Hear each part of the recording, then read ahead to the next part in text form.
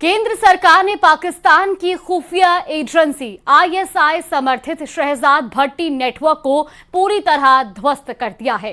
केंद्रीय गृह मंत्री अमित शाह ने पोस्ट कर खुद इसकी जानकारी दी। मैनेजिंग एडिटर अमीश देवगन की देखिए ये खास रिपोर्ट। आज जो मैं आपके लिए खुलासा लेके आया हूं ये बड़ा है। ये कोई कंटेंट क्रिएटर, कोई यूट्यूबर आपके साथ शेयर नहीं करेगा, क्योंकि ये खबर देश के सैनिकों को सलाम की तरह है और यह बताने वाली खबर है कि आखिरकार इस देश में बीते कुछ दिनों में कितनी बड़ी घटना हुई है आपकी और मेरी सुरक्षा को लेकर, मेरे और आपके परिवार की सुरक्षा को लेकर। संसद में हंगामा चल रहा था, विपक्ष दावा कर रहा था कि अमित शाह डरे हुए हैं, इसलिए वो संसद में नहीं आ रहे हैं। गृह मंत्री अमित शाह कितने डरे हुए थे और डर की वजह से वो क्या कर रहे थे, इसकी पूरी डिटेल्स मैं आज आपके समक्ष लेकर आया हूं। यानी एक सीक्रेट को आउट करता हूं, बताता हूं कि क्या हुआ था, अमित शाह इतने डरे हुए क्यों थे।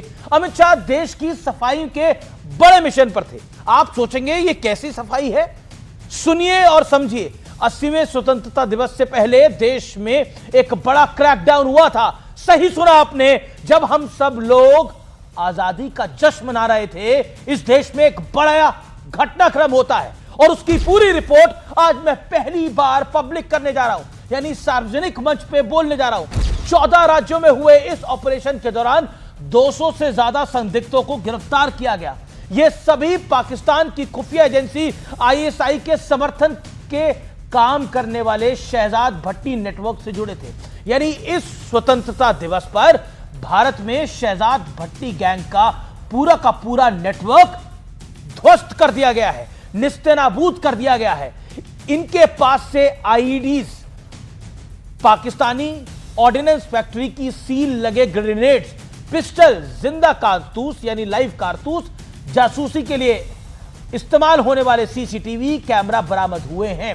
अब यह समझ लीजिए कि आईएसआई समर्थित आतंकी शहजाद भट्टी के नेटवर्क का सफाया भारत के लिए कितनी बड़ी कामयाबी है। कह रहा था ना विपक्ष, गृह मंत्री डरे हुए हैं, तो ये कुछ कर रहे थे। डरा किसको रहे थे समझ गए आप। 12 अगस्त को देश भर में भट्टी नेटवर्क के खिलाफ ऑपरेशन चलाया जाता है। जुलाई में महाराष्ट्र एटीएस ने तकरीबन 102 लोगों से पूछताछ की थी। यहीं से इस देशव्यापी रेड का रास्ता खुला। मैं एक एक डिटेल आज आपको दूंगा। शहजाद भट्टी गैंग भारत में कई आतंकी यानी टेररिस्ट एक्टिविटीज को निभाने में, अंजाम देने में एक अहम भूमिका निभा चुका है। यह नेटवर्क आतंकियों के लिए लोकल सपोर्ट के तौर पर काम करता है, यानी पाकिस्तान टारगेट सेट करता है और शहजाद भट्टी उस ऑपरेशन में मदद करवाता है, उसका गैंग। सोचिए कितनी बड़ी बात है। टारगेट किलिंग्स, पुलिस और सेना की मूवमेंट पर नजर, धार्मिक स्थलों से जुड़े इनपुट्स, बड़े इनपुट्स। इस नेटवर्क के जरिए आतंकियों को दी जाने वाली स्पेशल सर्विसेज हैं, यह अपने आप में बहुत बड़ी कामयाबी है, क्योंकि नक्सलवाद और आतंकवाद के पैर पसारने में इस तरह के नेटवर्क्स का बहुत बड़ा हाथ होता है। और जब एक तरफ नक्सलवाद देश से समाप्त हो ही चुका है, आतंकवाद भी आज अपने अंतिम दौर में पहुंच चुका है, तो बहुत जरूरी है कि इन्हें फिर से खाद पानी ना मिले। इसके लिए यह नेटवर्क समाप्त होना बड़ा जरूरी था। और ऐसे नासूर को जड़ से कैसे खत्म किया जाता है, यह गृह मंत्री अमित शाह से बेहतर भला कौन समझ सकता है।